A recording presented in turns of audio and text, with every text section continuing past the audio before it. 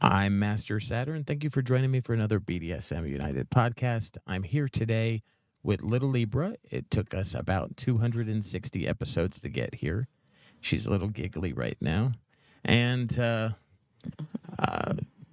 she is the co host of this podcast. She's also the page owner and has been the admin of Whips, Chains, and Duct Tape on Facebook, a very large Facebook page. Now is up to 123,000 followers. She's been a BDSM educator for as long as I've known her, and many years before that. She is she has held different identities throughout her journey of BDSM. She's currently my submissive partner, and we'll talk a little bit about that in just a moment, about how we met and where we met, and the, you know, the just to give you more background about ourselves. Do you want to say hi? Hello, everybody. Where did you get the name Whips, Chains, and Duct Tape? All right. My ex, previous Dom, he started the page and he was big on education. And it was basically people just jump into the lifestyle without vetting, educating, nothing. So it was kind of like, what's the most ridiculous thing that you could think of that's lifestyle related? And that's the most extreme, because the most fake people are like, yeah, I'm the super this and I'm the extra that, the heavy sadist, and all those. So it was, whips, because those, not that whips are too extreme, but beginners shouldn't be doing whips. Chains, because that just screams BDSM. And duct tape, because you shouldn't ever use duct tape ever. You got to use protection between you and the duct tape, or use bondage tape, either one. And it's funny, all these years later, people somewhat take those names seriously. And anytime we post things joking about duct tape, there's always those comments about, yes, you can use duct tape and it doesn't really stick to your hair. But I imagine there's people who have like their eyebrows ripped out of their head from duct tape around their eyes as a blindfold or And whatever. certain types of duct tape, it can actually rip your skin. Yeah. So it just depends on how super strong it is. Like the Gorilla Tape, without a doubt, would rip your skin. It's okay. So how long have you had that page? Since July 4th, 2012. 2012. Yeah. And we've been together for a little over 4 years now. Right. Mm-hmm. And we've been doing the page together. I actually, when I initially met you, I didn't realize that you had this huge Facebook page and all of this kind of stuff. I didn't know that. And I was talking about maybe doing some kind of BDSM educational thing online. Right. And you're like, I do. I got this little page. This little page. I was like, what? And then I went and saw it, and I was like, what in the world?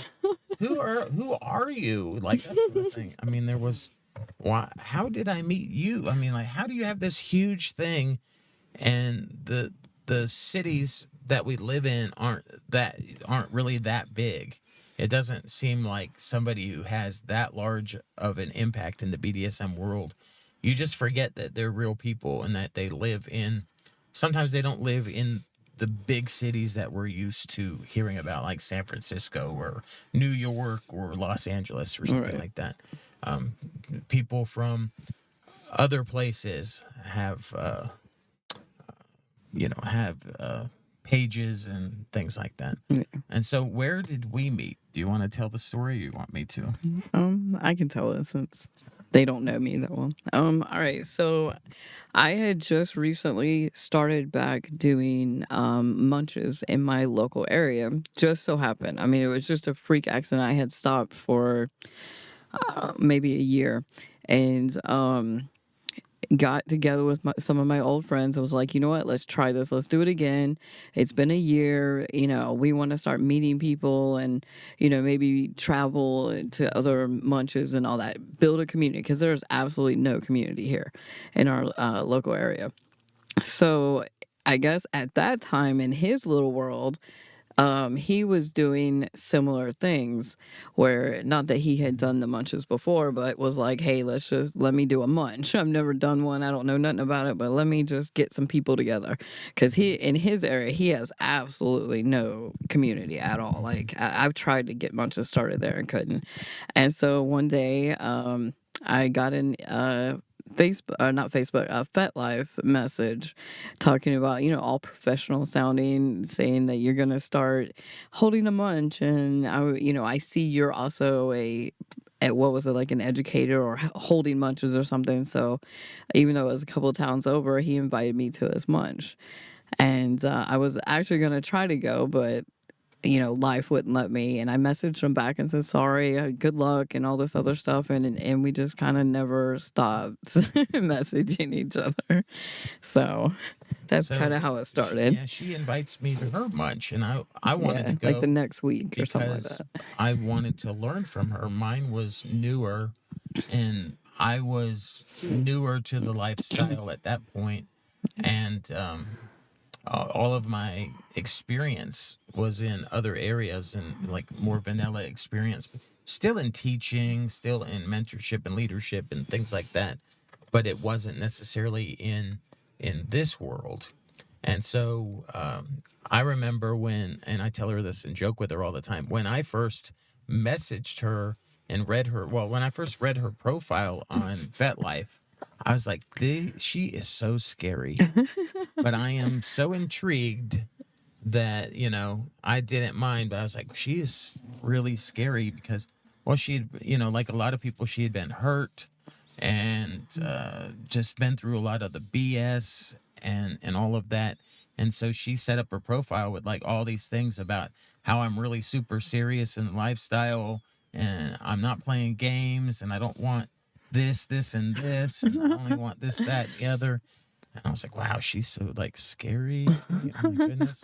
But then I found out she's not scary at all. I am so scary. You are so scary. Okay. And so I messaged her and I went to her munch, and one thing led to another thing to something else. And then we've been together ever since. I don't think we haven't taken any kind of breaks or anything. No. We've been consistently together. When we first started, we didn't start in any kind of dynamic. We just we're dating. We're both polyamorous, and we just both started dating as a vanilla couple and didn't really know what identities, because when I met her, she was like, everyone looked at her like she was this really intense dame. Mm-hmm. Like she was like, I was a dame. She was going to be Mistress Libra. Ooh, or something I like was that. a dame. I actually I had a male sub I was considering when we first started talking. Yeah. Which obviously that fizzled and went away because, Yeah. But I was a dame. I was big and scary. She was so scary. No, not at all. And but then how did you kind of get into the identity of a little and submissive, and how did I become the dominant partner? How did that all kind of come about? Well, or what did you see that said that I was going to be dominant in our relationship? All right. So the little thing with me, that's just how I was. Even when I was a dame, the little is just my personality. That has nothing to do with my submissive side or anything. Like, I color. I mean, I was Miss Dame and had stuffies and a blanket and a sippy cup, or not an actual sippy cup, but like, my cup. And so that's just my personality. I like cutesy things. I like little girly things, just, I'm never grew up kind of thing.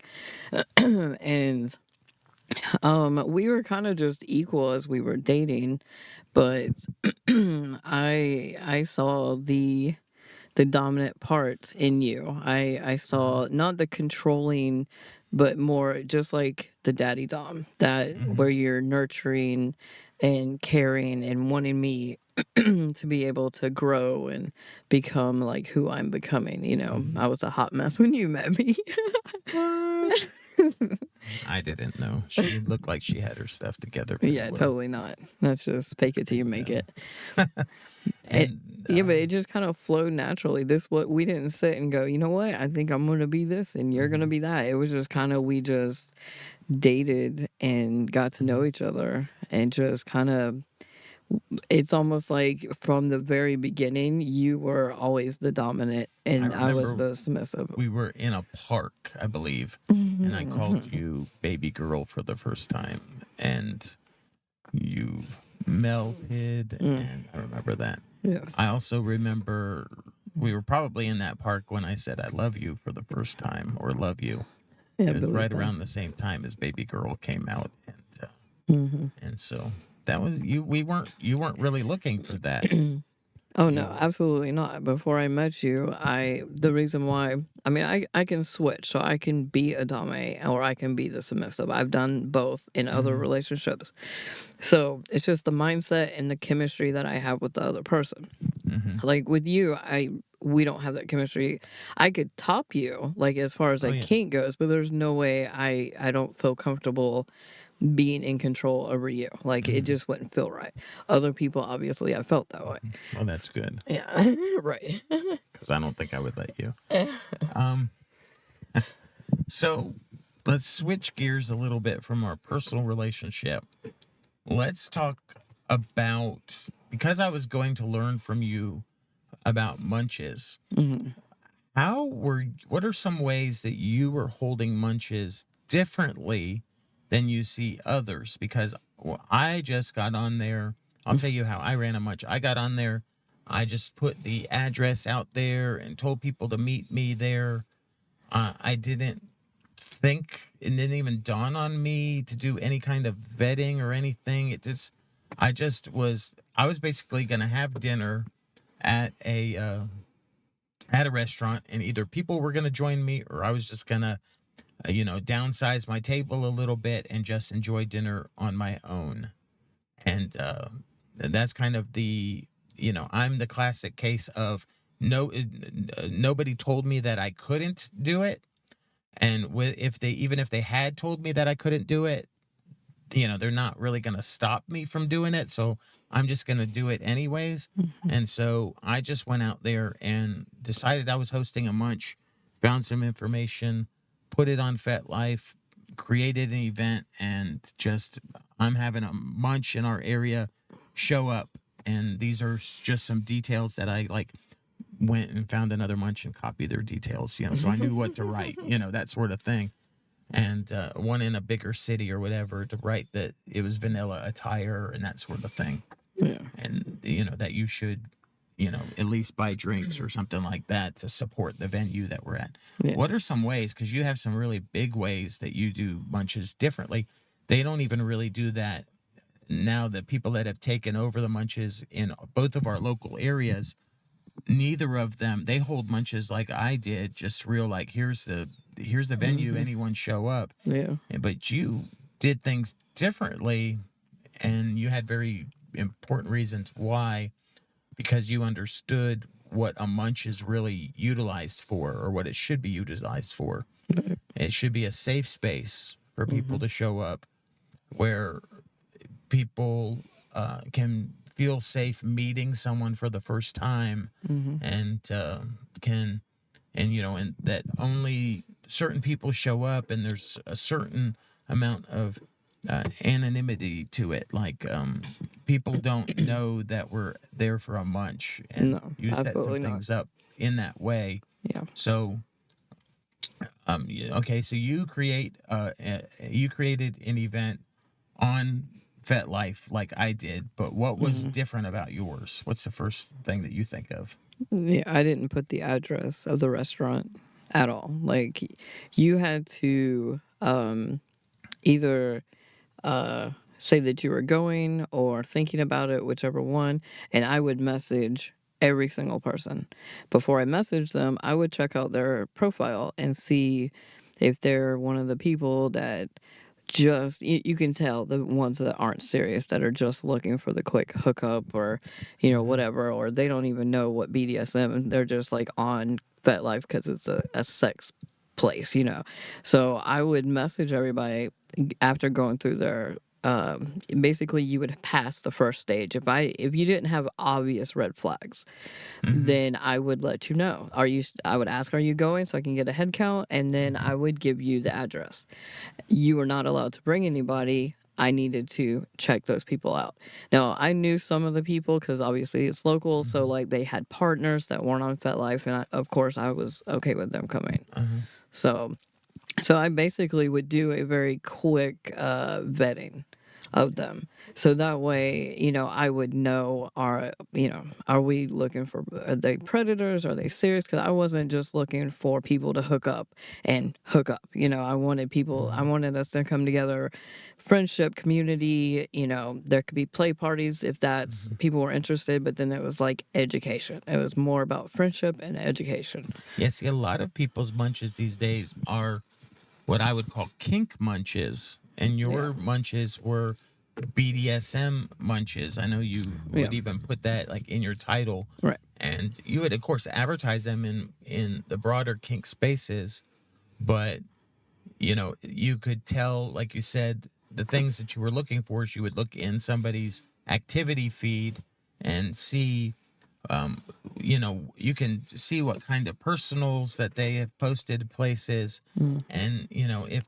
I'm going to be in the hotel the next 3 hours, Right. with a bottle of vodka, and I'm just looking for somebody to hook up. Yeah. Or they identified as just a swinger and that was it.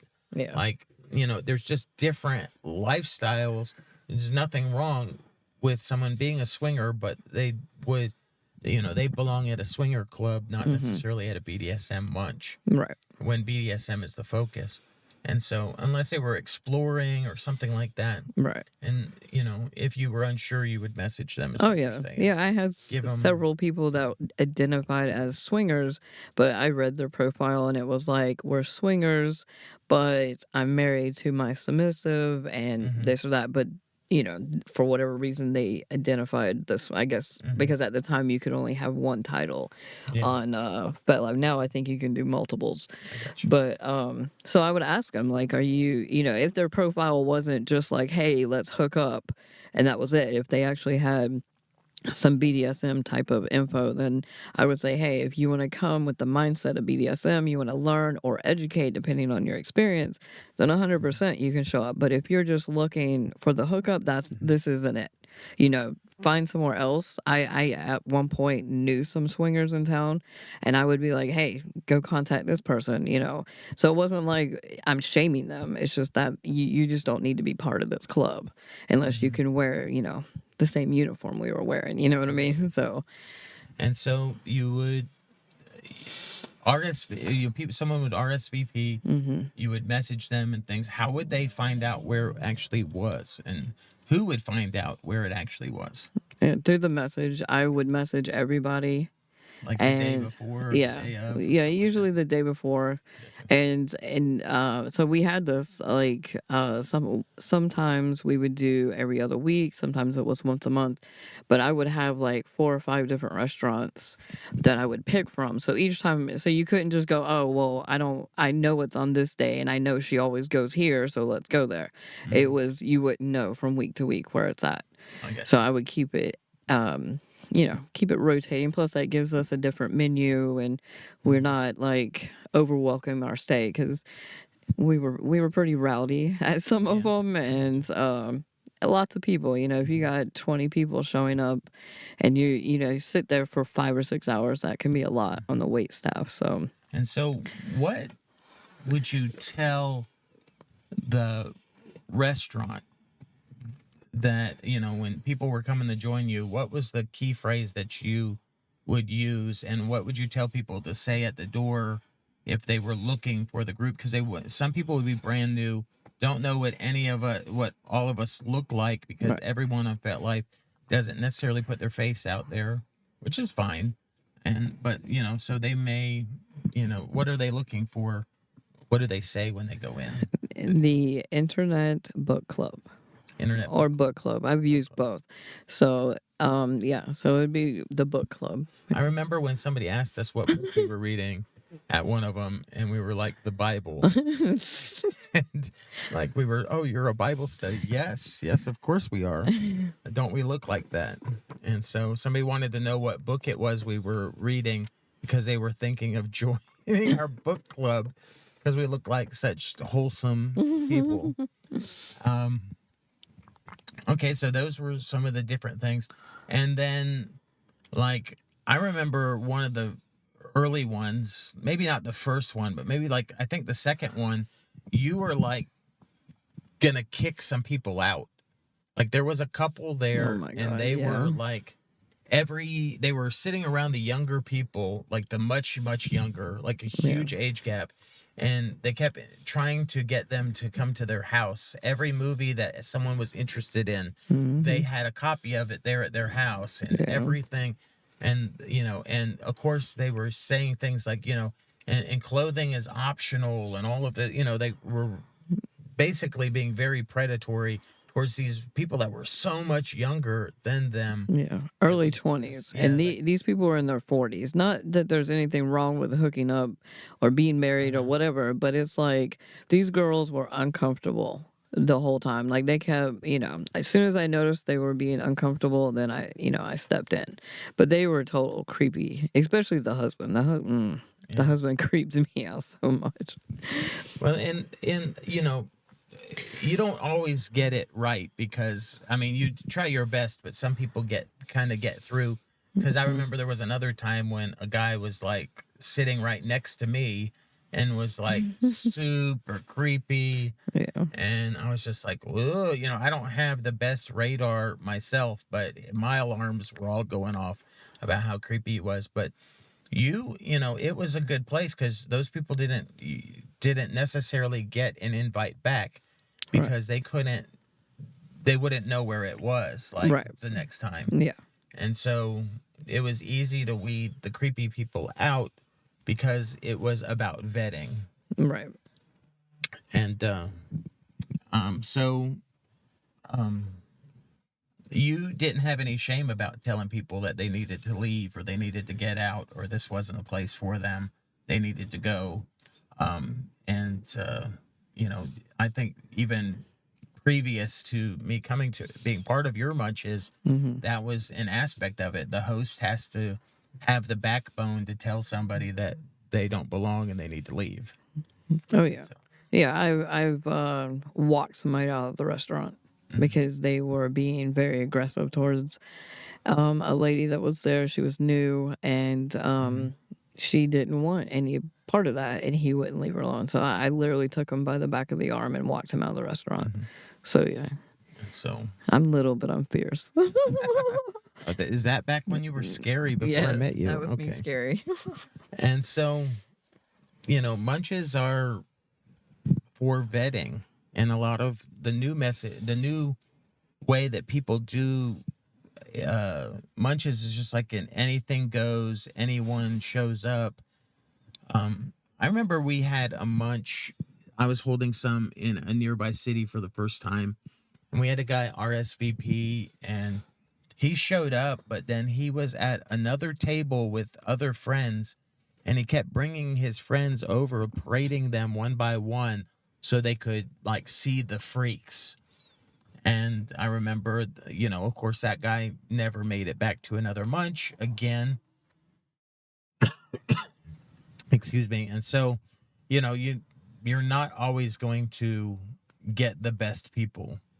And, but, over time, you weed out the people that don't belong, and they just can't, they don't come back again. Right. And so, but it was worth it though, because we we were building different community, and up until when the pandemic hit, and then we shifted our focus around when the pandemic hit. A little after that is when this podcast began, and we began. You had wanted to do a podcast in with your friend Nookie in the past, Yeah. and it just didn't ever really take. Yeah. But I'm the kind of person where if you don't tell me that I can't do it, I'm gonna probably do it, and I may just do it anyways, even if you tell me I can't with some things.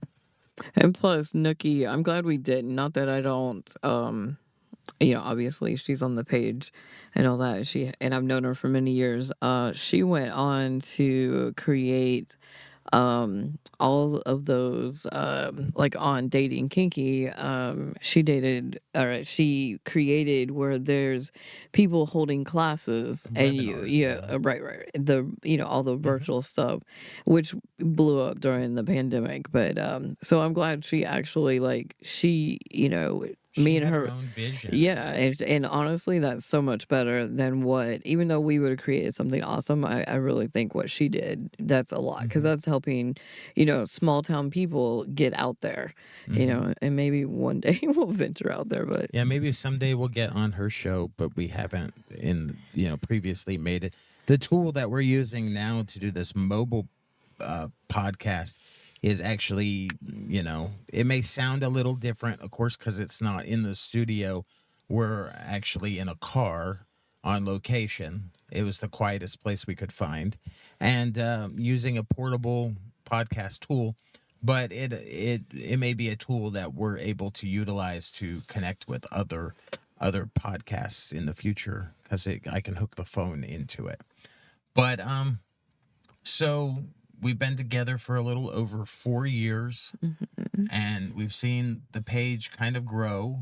And we in that time we took over. You had a group, but it had kind of died off, and we took over.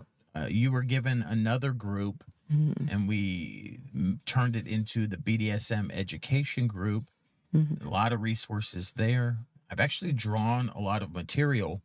So a lot of people have heard the podcast over these 260 plus episodes. They've heard a lot of material that you've written without realizing that it was necessarily something that you have written. And so you've been hearing her voice, coming through me. But she's done a lot of teaching stuff over the years. And so we had a wealth of things. I still have a whole list of topics that I just keep pulling from to create them, and to create podcast episodes. And let's see. At some point while we were going through the podcasting, you know what? Let me end this one. We're going to start a new one because we're getting right up there at the 30-minute mark. So let's I'm going to take it that next direction in our next episode, and next one will probably be a little shorter than this one. I'm Master Saturn. You're here with me and Little Libra. You can find our naughty not safe for work page at mastersaturn.com, or you can find our BDSM resources at BDSMUnited.com. It was a joy speaking with you today, and we will talk with you again really soon.